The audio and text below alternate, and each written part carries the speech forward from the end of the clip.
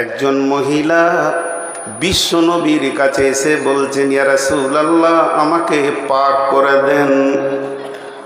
নবীজি মুখটা ফিরিয়ে নিলেন। এরপরে আবার ওই দিকে গিয়ে নবীজির সামনাসামনি হয়ে বলছেন, আমাকে পাক করে দেন। নবীজি মুখটা ফিরিয়ে নিলেন। আবার সামনে গিয়ে বলছেন, ইয়া রাসূলুল্লাহ, আমাকে পাক করে দেন। নবীজি বললেন, তুমি কি এমন নাপাকের কাজ করেছো যে তোমাকে পাক করা লাগবে? মেয়েটি বলে দিলেন, ও দয়ার নবী গো, যে কাজ করলে মহিলারা মা হয়ে যায়, যে কাজের কারণে মেয়েদের পেটে বাচ্চা এসে যায়, আমার দ্বারা ওই রকম অপরাধটা হয়ে গেছে।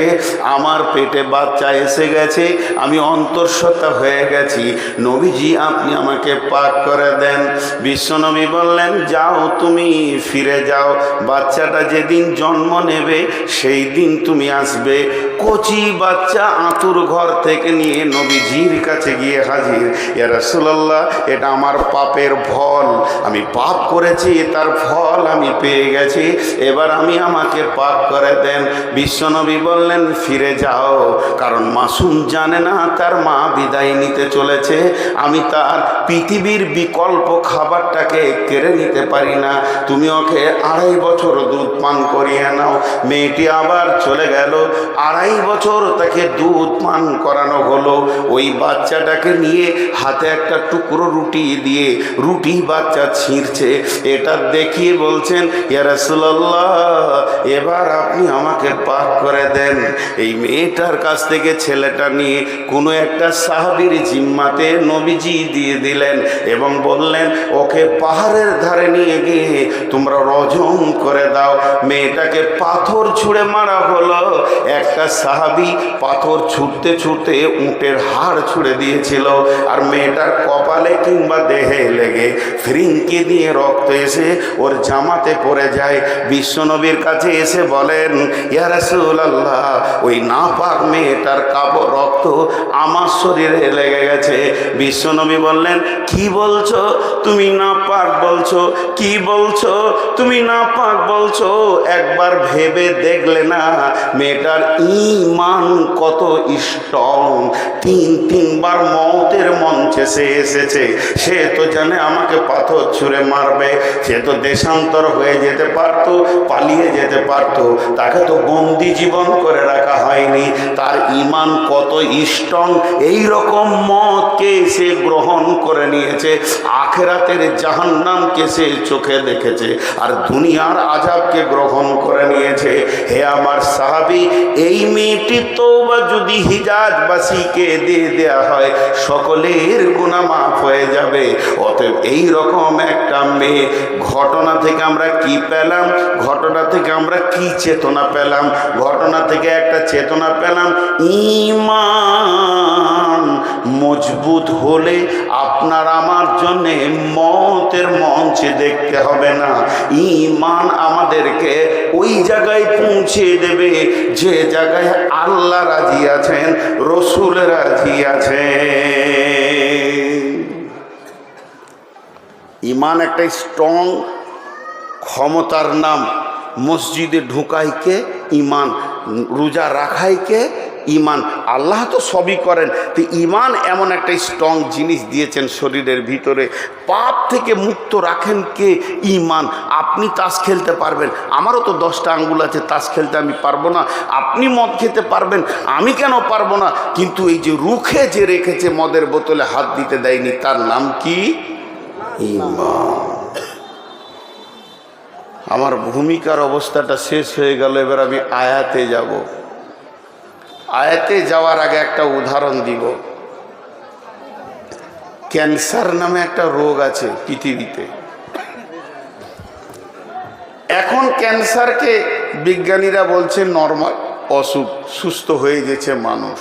তারপরও বোঝানোর জন্য বলছি, একটা দেহ আর একটা ঈমান, দুটো জিনিসকে পাশে পাশে রাখছি।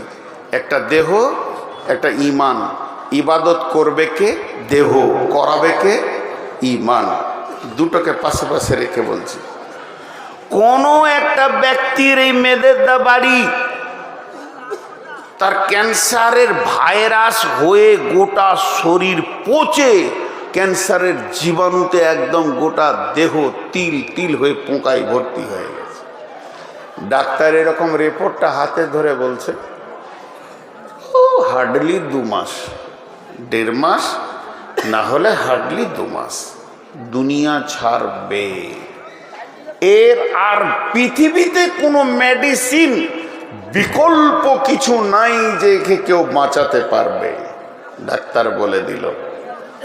তার আত্মীয় স্বজন সবাই জেনে ফেলেছে, শ্বশুর কুল, বাপের কুল, মায়ের কুল, মামার বংশ সবাই জানে যে আব্দুস সালামের ক্যান্সার হয়ে গেছে, আর বাঁচবে না।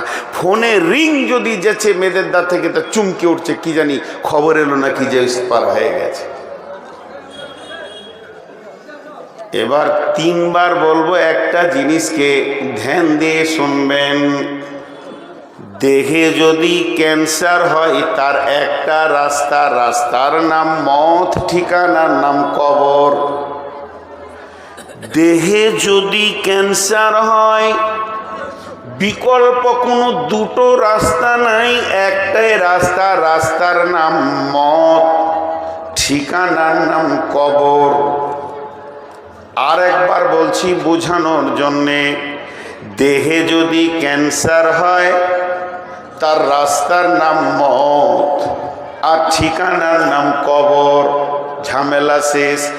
ইমানে যদি গাফলতি আসে, ইমানের ক্যান্সারের নাম গাফলতি। ইমানে ক্যান্সার হবে না। ইমান এমন একটা বডি, এমন একটা শক্তি যে আপনাকে আমাকে রোজা রাখাবে, গুনাহ ছাড়াবে, নেকি করাবে।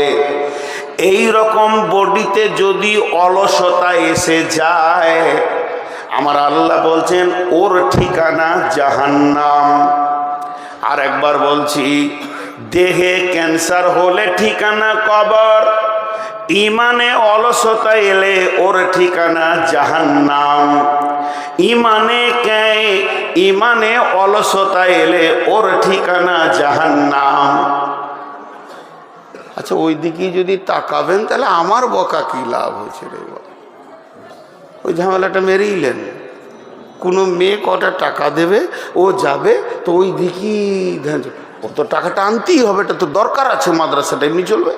তো ওদিকে ধ্যানটা যাচ্ছে কি করে? আপনাদের এত ফিলোজফি বলছি, এরপর আমি আয়াতটা শোনাবো আপনাদেরকে, আর এই মধ্যে যদি ওইদিকে ধ্যান চলে যায় তাহলে তো বিপদ হতে ভাই। সবাই একবার বলেন আস্তাগফিরুল্লাহ, জোরে বলেন আস্তাগফিরুল্লাহ, নারে তাকবীর। আবার বলছি, দেহে যদি ক্যান্সার হয় তার ঠিকানা কবর। ইমানে যদি অলসতা আসে ওর ঠিকানা জাহান্নাম। ইমান এমন একটা শক্তি, একে ক্যান্সার কাবু করতে পারে না, করোনা কাবু করতে পারে না, জ্বর সর্দি কাবু করতে পারে না। কিন্তু অলসতা নামে যে বস্তুটা পৃথিবীতে এসেছে, কারোর ভিতরে যদি ইমানে অলসতা চলে আসে ওর ঠিকানা জাহান্নাম। এবার আয়াত পড়ছি, বিসমিল্লাহির রহমানির রহিম। ওয়ালাকাদ জারানা লিজাহান্নামা কাসীরাম মিনাল জিন্নি ওয়াল ইনসি লাহুম কুলুবুল লা ইয়াফকাহুনা বিহা ওয়া লাহুম আয়ুনুল লা ইবসিরুনা বিহা ওয়া লাহুম আযানুল লা ইয়াসমাউনা বিহা উলাইকা কাল আনআম বাল হুম আদাল উলাইকা হুমুল গাফিলুন। আল্লাহ তাবারাক ওয়া তাআলা বলছেন, এই আয়াতের তরজমাটা শুনেন, হাতগুলো ধরে বলছি, খুব মনোযোগ দেন, খুব মনোযোগ দেন। আল্লাহ তাবারাক ওয়া তাআলা বলছেন, কঠিন কিয়ামতের দিনে যখন জিন ইনসানকে এক জায়গায় জমা করব, সেই দিন আমি দল দল দল দল মানে একদম বোঝা বোঝা মানুষকে এবং জিনকে জাহান্নামের ভিতরে ঢোকাবো, জাহান্নামের ইন্ধন বানাবো, জাহান্নামের জ্বালানি বানাবো, জাহান্নামকে প্রজ্বলিত করব। কাকে দিয়ে? জিনকে দিয়ে এবং ইনসানকে দিয়ে। আল্লাহ তাবারক ওয়া তাআলা বলছেন কারণ কি? কারণ কি? কারণটা শুনে নাও। তাদের দিল দিয়েছিলাম, দিল নষ্ট হয়েছে। চোখ দিয়েছিলাম, নষ্ট করেছে। কান দিয়েছিলাম, নষ্ট করেছে। মনুষ্যত্বের জীবন দিয়েছিলাম, সেটাকে ক্রস করে পশুত্বে জীবন গ্রহণ করেছে। শুধু পশুত্বে গিয়ে স্টপ নেয়নি, সেটাকে ক্রস করে নিচে চলে গিয়ে পশুর থেকেও খারাপ জীবন যাপন করেছে। এখন আমরা যদি আল্লাহকে বলি কেন কেন কেন কেন কেন কেন কেন মানুষটা এত নিচে নামলো কেন? তার চোখ কান দিল নষ্ট হলো কেন? মনুষ্যত্ব নষ্ট হলো কেন? সে পশু হয়ে গেল কেন? তার থেকে নিচে গেল কেন? কেন কেন কেন কেন? আল্লাহ একটাই উত্তর দিচ্ছেন, উলাইকা হুমুল গাফিলুন। এরা ছিল অলস অলস অলস অলস, গাফিল গাফিল গাফিল। আল্লাহ তাবারক ওয়া তাআলা বলছেন গাফলতি এত ভয়ানক অসুখ, গাফলতি এত ভয়ানক রোগ, মানুষকে জাহান্নাম নিয়ে চলে যায়। ক্যান্সার অত ভয়ানক নয়, ক্যান্সার আপনাকে কবরে নিয়ে যাবে, তার থেকে বেশি নিয়ে যেতে পারবে না। আর অলসতা আপনাকে জাহান্নামে নিয়ে যাবে। অতএব বন্ধুরে, অলসতা হচ্ছে ক্যান্সারের থেকেও খারাপ।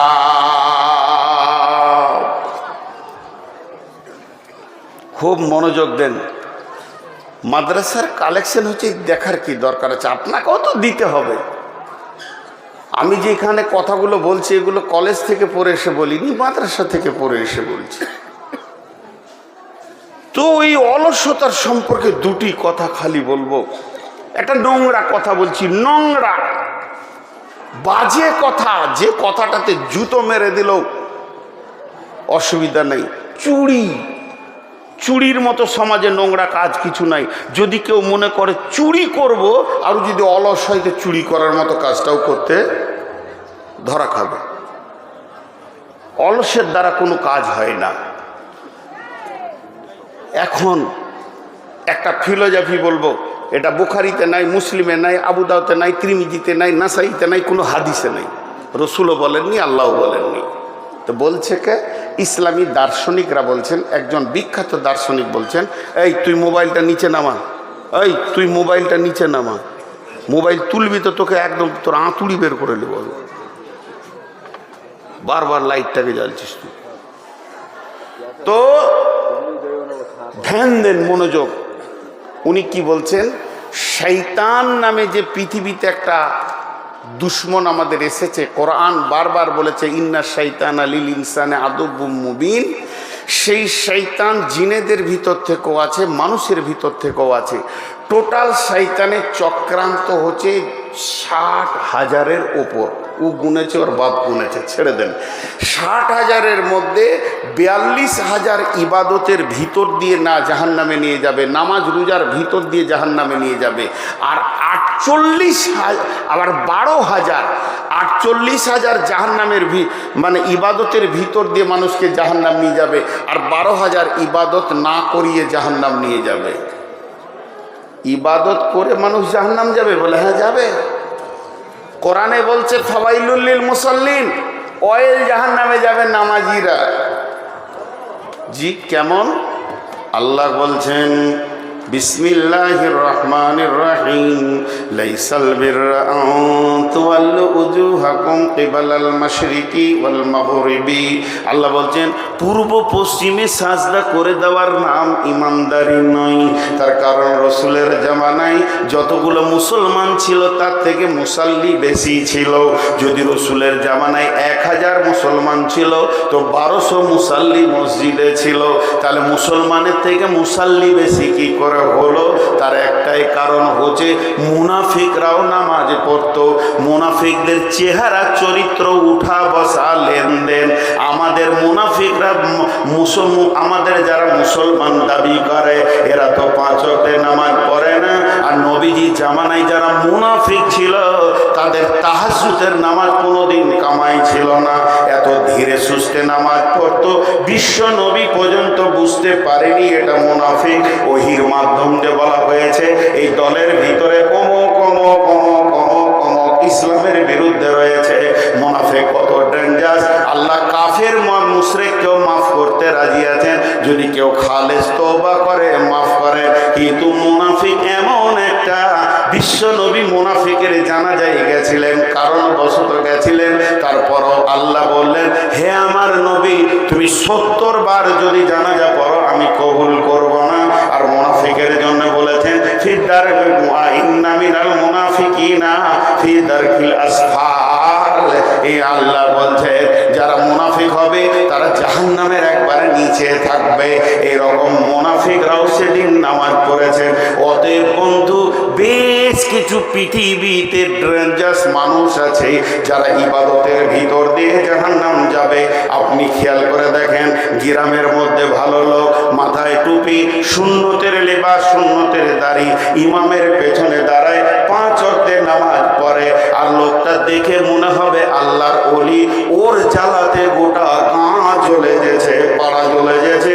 আল্লাহ বলছে তুই টুপি দাড়ি দিয়ে বিশ্বকে ধোঁকা দিতে পেরেছিস, আমার চোখে তুই একটা বাজে মাল হয়ে আছিস।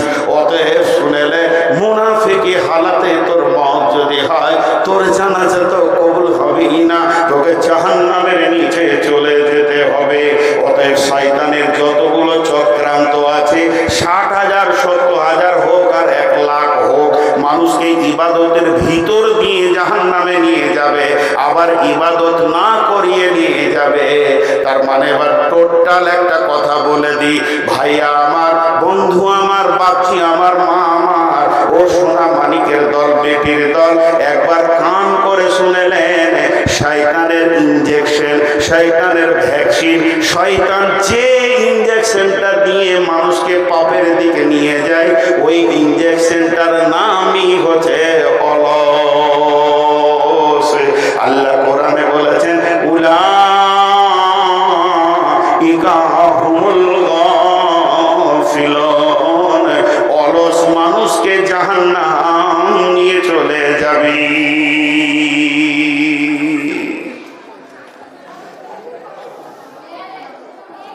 মা বোনেরা কথা বলিয়েন না গো ভাই, আপনাদের বিরক্ত লাগছে? হাদিসটা পড়ব, দেখবেন তখন কি কি তথ্য কথা আছে এর ভিতরে। এখন একটা মজার কথা আপনাদেরকে শোনাই। অলসতা কি ডেঞ্জারাস জিনিস! কোরআন বলছে তাদেরকে জাহান্নামে নিয়ে গেছে অলসতা। অলস মানুষকে সফলতা দেয় না, বিধায় অলসতা থেকে আমাদেরকে দূরে হতে হবে। অলসতা আস্তে আস্তে নিয়ে চলে যাচ্ছে খারাপের দিকে। একটা উদাহরণ দিই, একটা রুগী ডাক্তারখানা গেল, আপনারা আমার সঙ্গে মনোযোগ দেন। একটা রুগী ডাক্তারখানা গেল, ডাক্তার জিজ্ঞেস করলো কি হয়েছে? ছোট কথা, কি হয়েছে? রুগী কি কি বলছে আমার দিকে গুনবেন আপনার, আমি জিজ্ঞেস করব কটা বলল। রুগী বলছে ঘুম হয় না, ঘন ঘন পেচ্ছাপ, খেতে ভালো লাগে না, এনার্জি লস, মাথা চক্কর দিছে। কয়টা বলল? আরেকবার বলি, ঘুম হয় না, ঘন ঘন পেচ্ছাপ, মাথা চক্কর দিছে, এনার্জি লস, খেতে ভালো লাগছে না। কয়টা বলল? ডাক্তার একটা বলছে সুগার। ডাক্তার কটা বলল? রুগী বুঝে নিল এই যে কি মাস্তান আমার ভিতরে ঢুকেছে, ও একাই 5খানা কাজ করছে। বুঝে এলো? জোরে বলেন, বুঝে এলো? যে বডিতে সুগার ঢুকে যাবে 5খানা টাওয়ার ধরবেও। কারণ আমি সুগারের আজকে 12-14 বছরের রুগী। সুগার যেন ভিতরে মাস্তানের মতো ফুটবল খেলবে, ভলি খেলবে, ক্রিকেট খেলবে, সুগার যেন কবাডি খেলবে, হাডুডু খেলবে, দেহটাকে নিয়ে ওকে 5খানা কাজ করবে। আল্লাহ তাবারাক ওয়া তাআলা বলছেন এটা তো দেহের ভিতরে করবে রে বন্ধু, কিন্তু যে ইমানের ভিতরে অলসতা ঢুকে যাবে, যে ইমানের ভিতরে অলসতা ঢুকে যাবে, চোখকে বন্ধ করবে, কানকে বন্ধ করবে, দিলকে নোংরা করবে, ওকে মানুষ থেকে বের করে পশুর জগতে নিয়ে চলে যাবে, পশুর থেকেও খারাপ জায়গাতে পৌঁছে দেবে, শেষকালে লোকটা জাহান্নাম যাবে। অলসে যখন সুগারে যখন কিডনি নষ্ট হবে 5টা খেলতে খেলতে, শেষকালে কবরে নিয়ে যাবে, আর এই লোকটাকে শেষকালে অলস জাহান্নামে নিয়ে যাবে। এবার চলে না একটা পড়ি আর একবার, বিসমিল্লাহির রহমানির রহিম। ওয়ালাকাদ জারা'না লিজাহান্নামা কাসীরাম মিনাল জিন্নি ওয়াল ইনসি লাহুম কুলুবুন লা ইয়াফকাহুনা বিহা ওয়া লাহুম আ'য়ুনুন লা ইবসিরুনা বিহা ওয়া লাহুম আযানুন লা ইয়াসমাউনা বিহা উলাইকা কাল আন'আম বাল হুম আদাল উলাইকা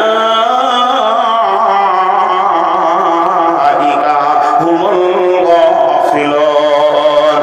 আল্লাহ বলতে শুনে লাও, এই দল দল জিন আর ইনসানকে আমি জাহান্নামের লকড়ি বানাবো, তাদেরকে দল দল দল আগুনের ভিতরে ভরবো, জাহান্নামের ইন্ধন বানাবো, জ্বালানি বানাবো, জাহান্নামকে দাও দাও করে তাদেরকে দিয়ে জ্বালাবো। কেন?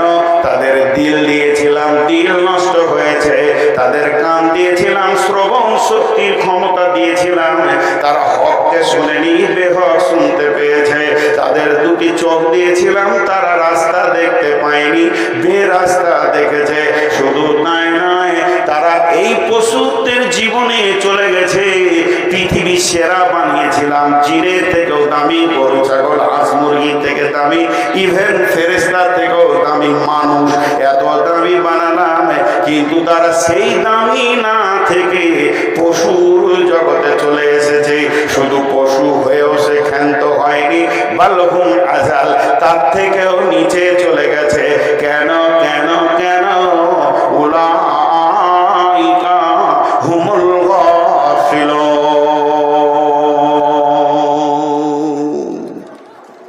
অলসতার সোপান করেছে। এখন একটু ঝগড়া করি আপনাদের সঙ্গে। কি হলো, খুব ঘুম পেয়েছে নাকি? হ্যাঁ, অলসতার ট্যাবলেটটা দিব। এখন একটু ঝগড়া করি, ধ্যান করে শুনবেন। আমি একার, আপনারা সবাই। ঝগড়াটা কি করব খুঁজে বার করি। আমি আপনাদেরকে বলছি আপনারা গরু। এবার কত রাগ হয়েছে বলেন তো? কত বড় শহরে বর্ধমান থেকে এসে এতগুলো লোককে গরু বললে, তখন আপনার ওখান থেকে বলছেন মারা তো যাবে না, মেহমান মানুষ। তো ওখান থেকে একজন ফট করে বলছে তাহলে তুই কুত্তা। কেমন ঝগড়া শুরু হলো। এখন আমাকে কুত্তা বলেছে, আমার আর রাগ থাকছে না, তখন তাহলে তোরা গাধা। এতক্ষণ তো হালাল প্রাণী বলছিলাম, এবার হারাম বলে দিলাম। তখন ওই দিক থেকে একজন ফাঁকে থেকে মাথা নামা করে বলছে তুই শুয়ো। ঝগড়াটা তো ভালোই চলছে। এখন আমি বলতে চাইছি, কেউ কারো উপরে কমন করব না। ঈশ্বর, ও গাধা, ও বিড়াল, ও ছুঁচা, ও ইঁদুর, আমি আপনাকে বলবো না, আপনি আমাকেও বলিয়েন না। ঝগড়া মিটে গেল। একটা কোষ্টি পাথর দিব আপনাদের হাতে। ওই পাথরটা এরকম চামড়াতে মারবেন, খসখস খসখস খসখস করে মারবেন। যখন স্বর্ণকার ওইটা কোনো মেটেরিয়ালসে মারে, স্বর্ণকারকে পাথর বলে দেয় এটা সোনা, এটা রাং, এটা তামা, এটা কাঁসা, এটা পিতল। এটা ভুলবশত নিয়ে চলে এসছে রূপো মনে করে, আসলে এটা ইমিটেশনের মাল। তাহলে ওই পাথরটা আপনাদের হাতে আমি দিই।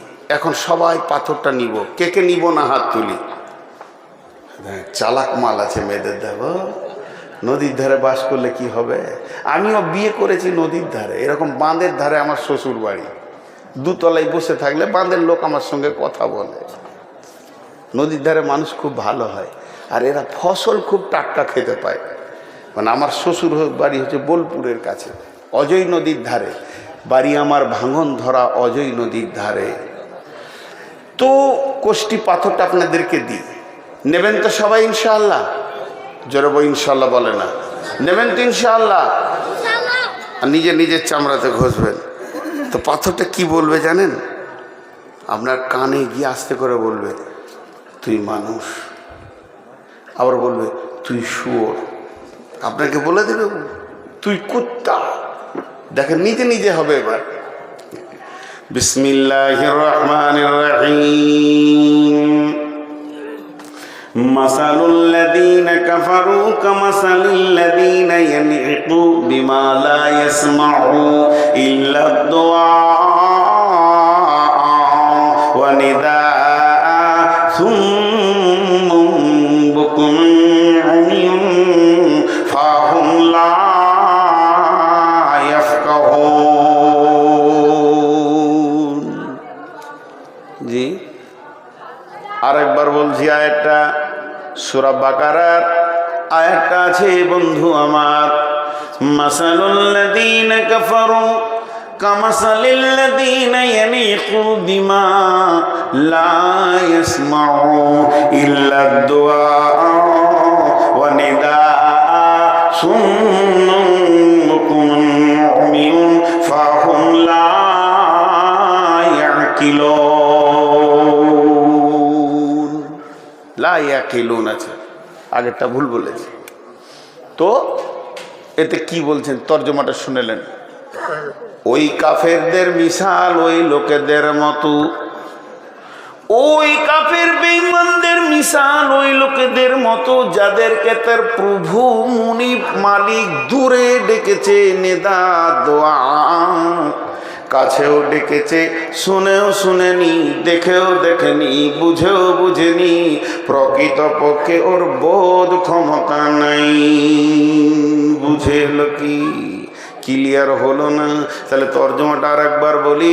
ওই কাফেরদের বিশাল ওই লোকেদের মতো যাদেরকে তাদের মাবুদ দূরে ডেকেছে, কাছে ডেকেছে, শুনেও শুনেনি, বুঝেও বুঝেনি, দেখেও দেখেনি, প্রকৃতপক্ষে তাদের বোধ ক্ষমতা নাই। ক্লিয়ার হলো না? এবার একটা উদাহরণ দিব তো ক্লিয়ার হয়ে যাবে। খুব মনোযোগ, উদাহরণটা খুব মনোযোগ। কি? রাখালকে গরু চড়াতে দেখেছেন? এ যুগে তার নাই, এক যুগে খুব ছিল। রাখাল নদীর ধারে গরু চড়াচ্ছে, 20খানা গরু ওর চড়ছে, আর ও একটা বরগাছের ছায়াতে বসে বাঁশি বাজাচ্ছে, আনন্দ করছে, গান করছে। ওর একটা গরু লাল লাল টমেটোর দেখতে পেয়েছে আপনার গ্রামের মাস্টার সাহেবের জমিতে, বেড়া দেওয়া আছে, টমেটোর ঝুলছে। গরু তো ওকে ওটা খেতে মন গেছে, তো শিঙে করে বেড়া খুলছে, ঢুকবে, টমেটোর খাবে। পেছন থেকে রাখাল ডাক দিয়েছে, ওই ঘোর। গরু কি কলেজে পড়ে এসছে? ঘুরবে? ঘুরবে? ঘুরলো না। ওই রাখালের একটা ছেলে, এই বছর 6-7 ছেলে, ওই লাল টমেটোর দেখে ওকে লোভ লেগেছে, ও বেড়া খুলছে, ঢুকবে। পেছন থেকে ওর বাপ ডাক দিয়েছে, ঘুরবে কি ঘুরবে না? যারা বলেন, কোরআন বলছে দুটোর মধ্যে পার্থক্য কি? গরুটার দিল আছে, ওরও দিল আছে। গরুটার মিজাজে লোভ এসেছে, ওরও মিজাজে লোভ এসেছে। গরুটার কান আছে, চোখ আছে। গরুটা যতটা টমেটোর যে পরিমাণে দেখছে, ছেলেটাও ওই পরিমাণে দেখছে। গরুটার কান আছে, পেছন দিক থেকে যে আওয়াজটা এলো যতটা পরিমাণে ছেলেটা শুনেছে, অতটাই পরিমাণে গরুটা শুনেছে। তাহলে গরুটার পা আছে, মাথা আছে, ছেলেটারও পা আছে, মাথা আছে, দুইজন কিন্তু এক। কিন্তু এই আওয়াজটা কার? এই বোধ ক্ষমতা গরুটার নাই, আর ছেলেটার এক্সট্রা একটা বেশি আছে। সে বুঝেছে আমার মতো আমার মুনিব আমার গুনাহকে দেখেছে, সে হাত দিয়েছে, নিজেকে অপরাধী মনে করে আবার ফিরে চলে গেছে। তার মানে হচ্ছে গরুটার মধ্যে একটা জিনিস নাই,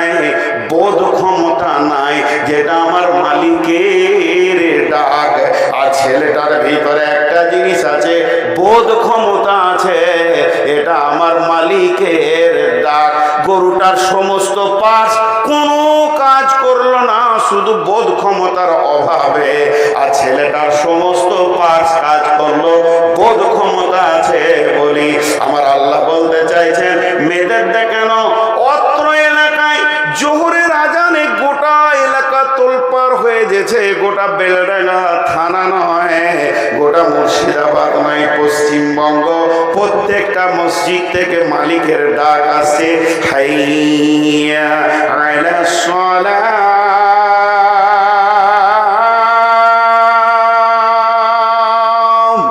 এই ডাক শোনার পর যতজন এসে মসজিদে উবুর হয়ে পড়ছে, মাবুদের ডাক শোনার পর, মালিকের ডাক শোনার পর গুনহার ময়দান থেকে রিটার্ন হয়ে এসে মসজিদে সাজদায় পড়ছে। এরাই হলো আল্লাহর কাছে মানুষ। আর যতজন মাবুদের ডাক শুনে ফিরে আসতে পারে না, এরাই হলো শূকর কুকুরের থেকেও খারাপ। এবার নিজে নিজে বুঝেলেন, কোষ্টি পাথরটা গায়ে মারেন,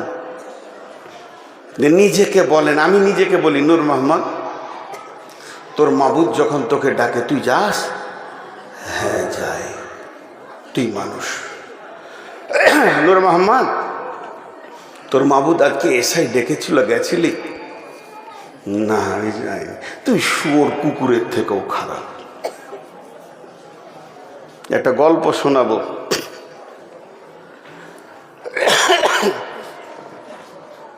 কাশিটা যখন উঠছে ভাই, খুব কষ্ট পেয়েছি। 4-5 দিন জ্বরে পড়েছিলাম।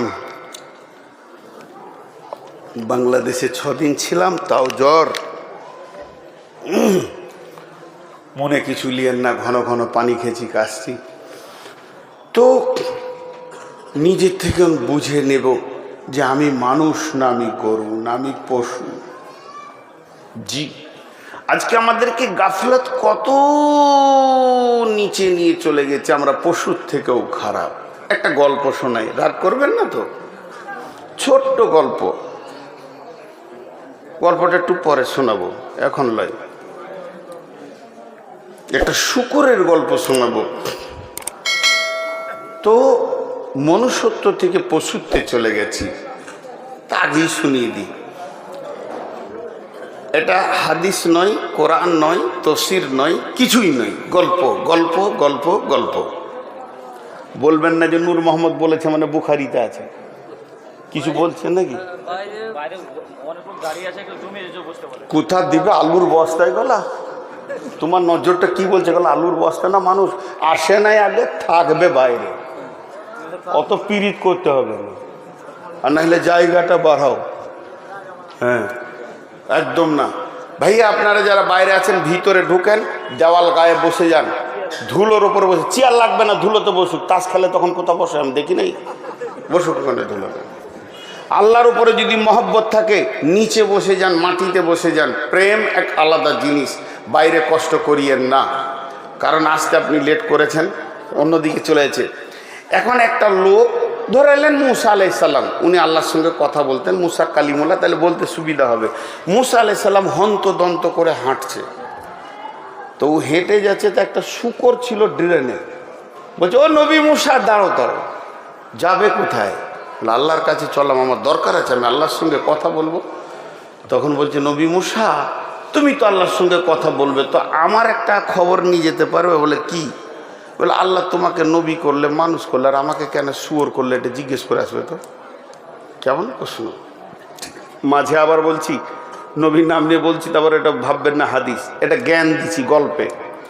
নবী মুসা চলে গেল তুর পাহাড়ে, আল্লাহর সঙ্গে যত কথা ছিল কথা টথা সেরে নিয়ে পাহাড় থেকে নেমে আসে। তা আল্লাহ বলছে, এই তোকে কেউ কিছু বলেনি?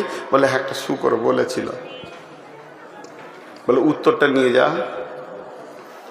ওকে বলে দিবি আল্লাহুস সামাদ, আমার একটা নাম আছে, আমি কাউকে তাওয়াক্কা করি না, আর কোনো বিষয়ে আমাকে কারো দায়বদ্ধতা গ্রহণ করি না, আর আমাকে কাউকে জিজ্ঞেস করতে হবে, দুনিয়া করতে হবে, এটা আমার বিষয় নয়। আমাকে যাকে যা মন যাবে তাকে তাই বানাবো, ফাইসালা আমার হাতে। আর তবেই তো আমি আল্লাহ, সার্বভৌমত্ব আমি একচ্ছত্র মালিকানা রাখি, কাউকে কিছু আমি দায়বদ্ধ নাই যে তার এই ব্যাপারে আমাকে উত্তর দিতে হবে। এটাই আমার আল্লাহ, এটাই আমার আমিত্ব, বলে দিস।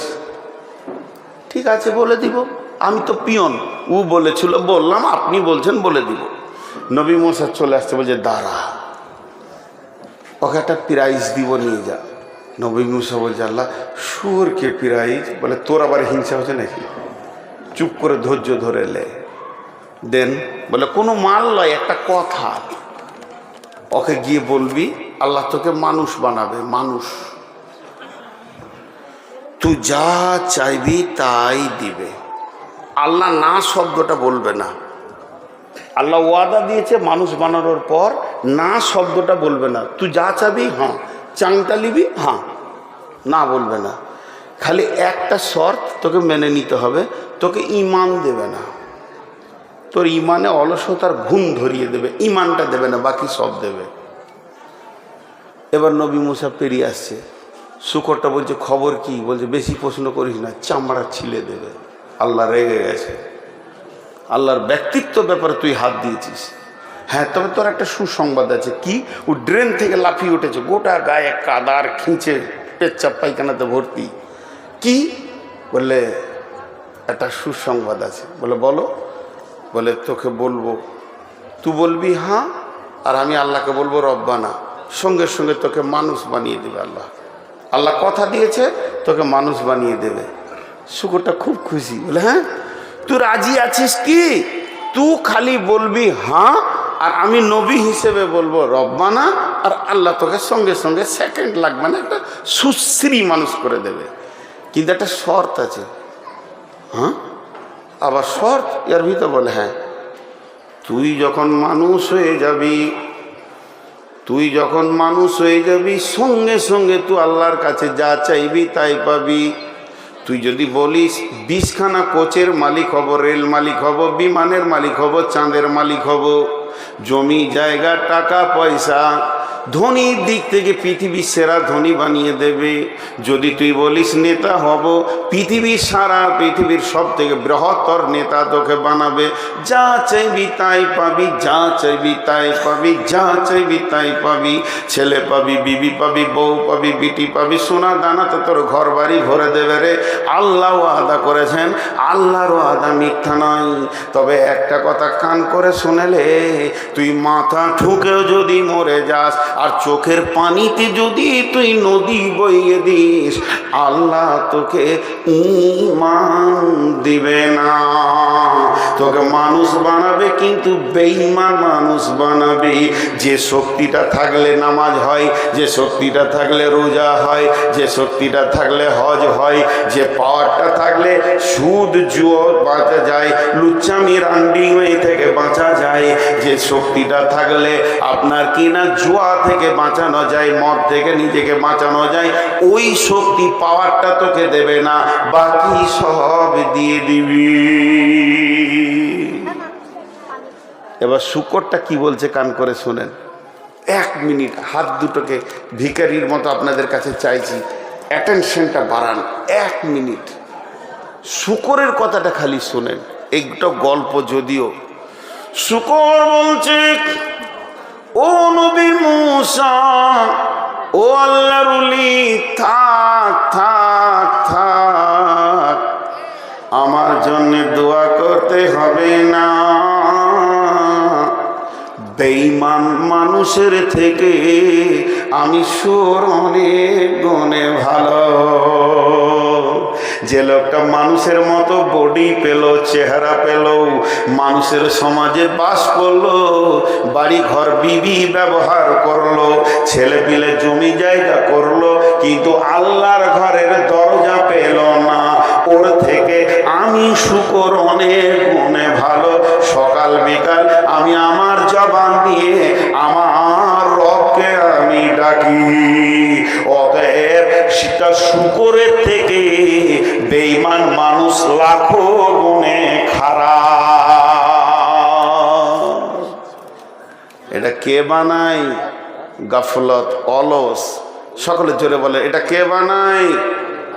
জোরে বলে না, কে বানায়? অলস। অলস অতি খারাপ। একটা মজার গল্প আপনাদেরকে শোনালাম। একটা সত্য ঘটনা শোনাই। আমি ঢাকা যাত্রাবাড়ি থেকে জালসাই যাচ্ছি নারায়ণগঞ্জ, মোটামুটি 50-55 কিলোমিটার রাস্তা। তো একটা গাড়িকে রেডি করলাম যে ভাই আমাকে নিয়ে যাবে। তো বলে হ্যাঁ চলেন, আপনাকে দিয়েছি মহফিলে। ও আমাকে জানে না যে আমি ইন্ডিয়ান। তারপর ওর গাড়িতে উঠলাম, গল্প করতে করতে করতে করতে পরিচয় হলো। কথা বলতে বলতে যেতে যেতে আমি আস্তে আস্তে ওকে ওর মন মেজাজটা ঠিক করলাম যে আমি একটা মহফিলের, আমি ওখানকার প্রধান বক্তা আছি, আমার বাড়ি ইন্ডিয়া। তখন তো আরও খুশি হলো, আরও বুঝাতে বোঝাতে বললাম রাতটা আমার সঙ্গে থেকে যাও, তোমার গাড়িতেই চলে আসবো, বায়ান শেষ হয়ে গেলে আমাকে এই মাদ্রাসায় নামিয়ে দেবে, আমি এখানে থাকি, ঢাকায় চলে আসবো। জি থাকবো। ওকে কিছু পয়সা বাড়িয়ে দিলাম। রাত্রি 1:30টায় যখন এসে নামছি, ওকে এবার টাকা আমাকে দিতে হবে যে ভাড়াটা হয়েছে। আমি পকেট থেকে টাকা বার করে দিচ্ছি আর ওকে জিজ্ঞেস করছি, শোনা তুমি নামাজ পড়ো? তো প্রথম ভাষা বলছে, হুজুর আপনি বুঝবেন না। তার মানে ও কেন নামাজ পড়ে না এটা আমার বুঝার ক্ষমতা নেই আর কি। তো তখন ওকে আমি বলছি, আচ্ছা আমি যদি অবুঝি হয় তা তুমি খানিকটা বুঝাও। তো বলছে আমি সাইদাবাদে থাকি, সকালবেলায় উঠি, গাড়িটাই আমার কোনো মালিকের নয়, আমার নিজের, এটাই আমার রুজি রুটি। 2টা ছেলে স্কুলে পড়াশোনা করে, তাদেরকে ভর্তি করেছি, একটা বাচ্চা আছে কোলে, স্বামী স্ত্রী, খাওয়া দাওয়া এই গাড়ির ওপরে। গোটা ঢাকা ধরতে ধরতে ধরতে ধরতে বিভিন্ন ঢাকার জায়গার নাম করলো, এই ঢাকা ড্যামড়া, এই ধামড়াই, অমুক তসুক ঘুরতে ঘুরতে রাত হয়ে যায়। বলে দিলে আমাকে। ওর যখন বলা শেষ হলো তখন এবার আমি শুরু করলাম, বললাম তোমার শেষ হয়েছে? বলে হ্যাঁ। আমি বললাম শোনো, কেয়ামতের দিন তুমি কি ভাবছো এটা কেয়ামত? এটা তো ঢাকা, আর আমি আল্লাহ নই, আমাকে বলতে হবে। তাই বললাম তোমার জান্নাত জাহান্নামের মালিক আমি নই, জান্নাত জাহান্নামের মালিক আল্লাহ। তা বলো, আল্লাহ তোমাকে কিয়ামতের মাঠে বলবে যে তুমি নামাজ পড়নি কেন? তখন তুমি আল্লাহকে প্রথমেই বলবে যে আল্লাহ আপনি বুঝবেন না। বলছে তা তো বলা যাবে না, আমি তো ফাইসালা তো ওর হাতে, জান্নাতটা তো তার হাতে, তুমি আমাকে বুঝিয়ে দিয়ে আশ্বস্ত হচ্ছ কেন? তোমাকে ভাবতে হবে, আল্লাহকে বুঝাতে হবে। ঢাকাকে বলা হয় পৃথিবীর মধ্যে মসজিদের শহর। ঢাকার আরেকটা নাম হচ্ছে মসজিদের শহর। মক্কাতে এত সাউন্ড হয় না, ফজরের সময় যখন আজান হয়, তারপরেও যদি কারো ঢাকাতে ঘুম হয়, জানতে হবে এর মতো অলস কেউ নাই। মনে হবে তোলপাড়। 45 মিনিট আজান হয়, ছাদে দাঁড়িয়ে শুনেছি, 1 মিনিট নয়। প্রথমে আইলা হাদিসরা শেষ করে, শুরু করে, আর বেরেলিরা শেষ করে, টানা 45 মিনিট আজান হয়। তো সেই ঢাকায় বন্ধুরা আমার, অটোমেটিক ওর মুখ থেকে বের হয়ে গেল, হুজুর এত মসজিদ থাকতেও আমি নামাজ পড়ি না, কোনো প্যাসেঞ্জার তো আমাকে বলে না যে নামাজ পড়ো না। তার মানে আমার অলসতা ছাড়া কিছুই নয়। পৃথিবীর বুকে যতগুলি বেনামাজি আছেন ভাই আমার, আপনারা আমার ভাই, আপনারা আমার বন্ধু, আপনারা আমার সন্তান, আপনারা আমার আব্বা, কাগজ কলম নিয়ে একবার অঙ্ক করে দেখবেন আপনাকে অলসতাই ধরেছে, তাছাড়া অন্য কিছু নয়। নামাজ মাঠে হবে, ঘাটে হবে, রেলে হবে, প্ল্যাটফর্মে হবে, একমাত্র অলসতাই মানুষকে শেষ করে দেয়। গাফলাতে সে তুমরে বিতাই ফির ভি হুই বদনাম রে, জাগো মুসলমান জাগো জরা, তওবা কর লো দিল মে ভর লো আল্লাহ কা ফরমান রে, জাগো মুসলমান জাগো জরা, আঁকি खोलो रे निंदी दूर रे भाई, तुमको कहे पुकार रे, जागो मुसलमान जागो जरा, गफलत से तुम बिताई फिर भी हुई बद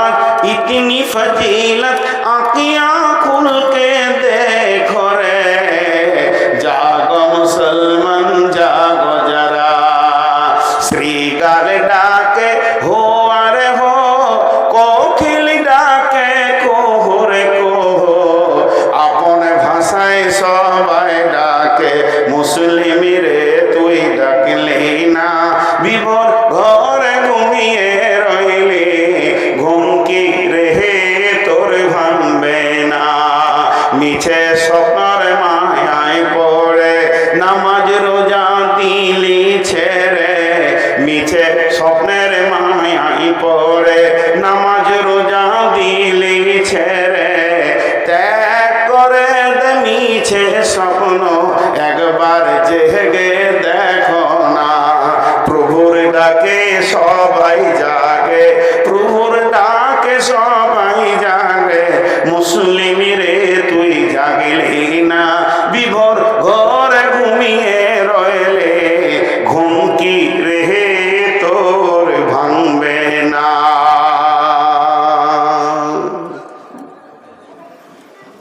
জি মাস্টার সাহেব, স্টার্ট তো হয়েছে, শেষ কখন হবে? 11:30 নাকি? ঘন ঘন পানি খেয়েছে, এটা দেখো তো কোনো নয়। এক বস্তা কি মাল লাগবে? যে মৌলবীরা চাকরি করাদের কাছে এক বস্তা কেন 2 বস্তাও হয়ে যাবে, আমাদের মতো ফকিরের হবে।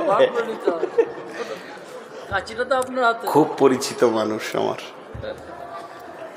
মহব্বতের মানুষ।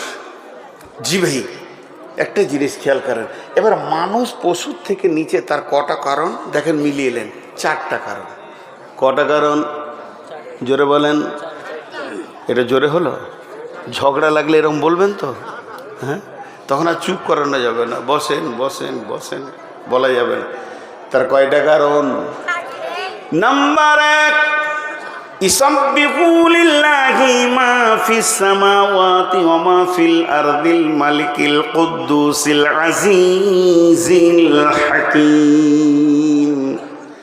আসমানে এবং জমিনে তথা মধ্যখানে যত জীব আর জ্বর রয়েছে, সকলে এক আল্লাহকে ডাকি। সকলে কাকে ডাকি? শুধু আল্লাহ বলবেন না, এক আল্লাহ। সকলে কাকে ডাকে? এক আল্লাহকে ডাকে।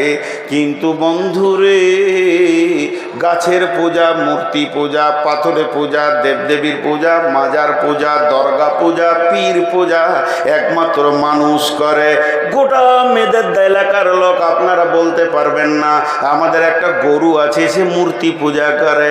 আমাদের কুকুরটা মাজারের কাছে গেছিল, শুকরটা বলতে পারবে না মূর্তির কাছে গেছে। মানুষ এত নোংরা, মানুষ এত নিচে নেমে গেছে, এক আল্লাহকে ডেকে এরা শান্তি পায় না, বিভিন্ন জায়গায় নিজেকে শেফার জন্য চলে যায়।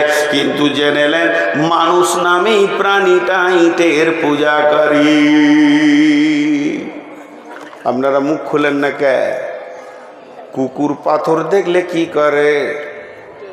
যা, কুকুর পাথর দেখলে কি করে? পেশাব করে। আর মানুষ পাথরের কি করে? পুজো করে। দাম কার বেশি? কুকুর যার মুখে মুথে সেই আবার মানুষের দেবতা, শিবলিঙ্গ। কোথায় যে লিঙ্গ খুঁজে পেয়েছে বা পুজো করার জিনিস খুঁজে পেয়েছে।